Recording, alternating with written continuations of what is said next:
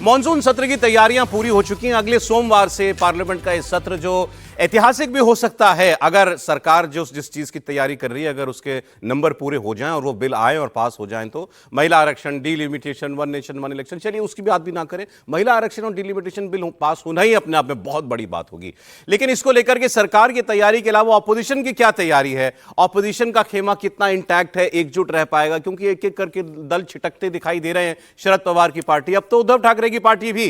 Congress party ने आज monsoon सत्र की तैयारियों का जायजा लेने के लिए और अपनी एक रणनीति बनाने के लिए सोनिया गांधी के घर पर संसदीय दल की बैठक बुलाई थी। वो बैठक खत्म हुई है थोड़ी देर पहले और सोनिया गांधी के नेतृत्व में 20 जुलाई से शुरू हो रहे मॉनसून सत्र की पूरी रणनीति तैयार हो गई है और इसको लेकर के एक प्रेस कॉन्फ्रेंस भी अभी की गई है। आपको दिखाते हैं जयराम रमेश क्या बता रहे हैं, क्या फैसले लिए गए हैं। खास तौर पर परिसीमन बिल, डीलिमिटेशन बिल, जिसके ऊपर महिला आरक्षण को भी पास नहीं होने दिया 17 अप्रैल को इसी साल विशेष सत्र में जब वो बिल लाया गया था। अब कांग्रेस क्या कह रही है, देखिए। 35 नेता बोलते हैं, सरकार की ओर से 4 नेता सुनते हैं और 2 लोग जिनको करना है, 2 नेता वो करते हैं। यही हमारा अनुभव रहा है पिछले 12 साल में। 35 से 40 लोग बोलते हैं इन बैठकों में। 4 लोग, राजनाथ सिंह जी, नड्डा जी, किरण रिजिजू जी और एक MOS बैठते हैं, सुनते हैं, नोट लेते हैं, पर होता है जो 2 लोगों की मनमर्जी, जो बुलडोज कराना चाहते हैं वो करते हैं। पर जो हम अनुमान कर रहे हैं, जो विधेयक आ सकते हैं, उस पर काफी लंबा चर्चा हुआ। जो सुनने को मिला है कि गृह मंत्री प्रयास कर रहे हैं परिसीमन विधेयक, जो 17 अप्रैल को सरकार को 2/3 बहुमत नहीं मिला और काफी भारी हार हुई सरकार की, उस विधेयक को वो वापस लाना चाहते हैं। उस पर भी चर्चा हुआ आज इस बैठक में। जो बर्खास्त करने वाली विधेयक है, जिस पर जेपीसी का गठन हुआ, जिस जेपीसी का बहिष्कार विपक्ष पार्टियों ने किया,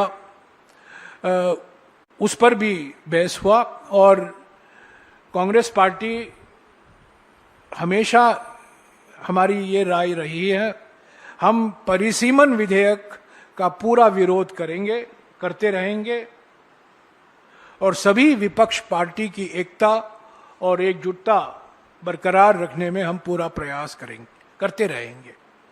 ऐसे ही ये बर्खास्त करने वाले। तो जयराम रमेश जी ने बड़ा साफ साफ बता दिया कि कांग्रेस का रुख क्या है। डीलिमिटेशन बिल का, परिसीमन बिल का हम विरोध करेंगे, उन्होंने कहा।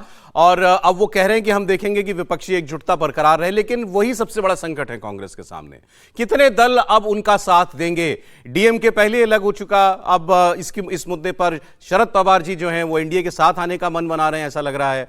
लंबी चौड़ी बात कल भी हमने प्रोग्राम में आपके साथ की थी। अब तो उद्धव ठाकरे की पार्टी के बचे कुछ सांसद वो भी ये कहने लगे हैं कि भाई अगर सरकार जो बातें कह रही है वो एक बार बिल आ जाए, हम पढ़ लें और हमारे सुझाव अगर बिल में डाल दिए जाएं तो हमें कोई दिक्कत नहीं है, फिर हम फैसला करेंगे कि हमको इसका समर्थन करना है कि नहीं करना। वो मना नहीं कर रहे हैं।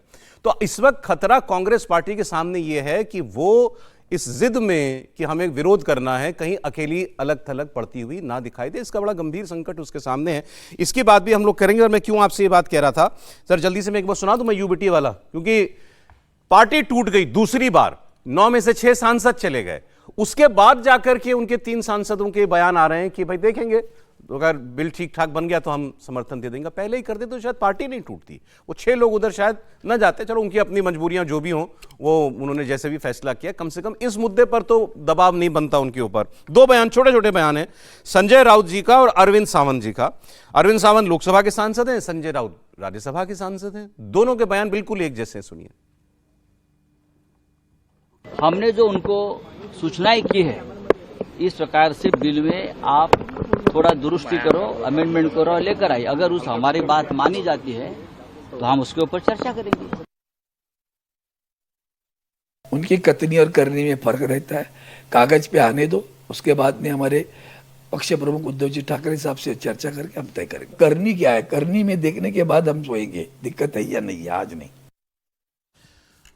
दोनों ने यही कहा कि हमने जो कहा कागज पर लिख के दे दो, फिर हम बात करेंगे। कागज पर लिख कर देने के लिए तो 17 अप्रैल को ही तैयार था अमित शाह, हम लिख देते हैं 50% increase, uniform increase in every state, सीटों का ये होगा। अब ये जो आपकी स्क्रीन पर है ये भी शिवसेना यूबीटी की नेता है, सांसद थी प्रियंका चतुर्वेदी जी राज्यसभा की। ये क्या कह रही है? ये कह रही है मैं तो शुरुआत से इस पक्ष में हूं कि सीटें बढ़नी ही चाहिए, आबादी इतनी बढ़ गई है, अब रिप्रेजेंटेशन जो है बेहतर करने के लिए सीटें बढ़ानी पड़ेंगी। और वो कह रही हैं कि मैं ये उम्मीद करती हूं कि जितनी विपक्षी दल हैं वो अपने रुख पर दोबारा विचार करेंगे। तो यूबीटी कहीं नहीं जा रही, अब ये तो बिल्कुल क्लियर हो गया है। डीएमके की कॉन्फर्मेशन दे दी थी, पी चिदम्बरम ने परसों पोस्ट करके कि वो जाने वाले हैं, शरद पवार का नाम भी जो है वो उन्होंने दे दिया था। तो अब कांग्रेस कह रही है साहब हम नहीं जाएंगे।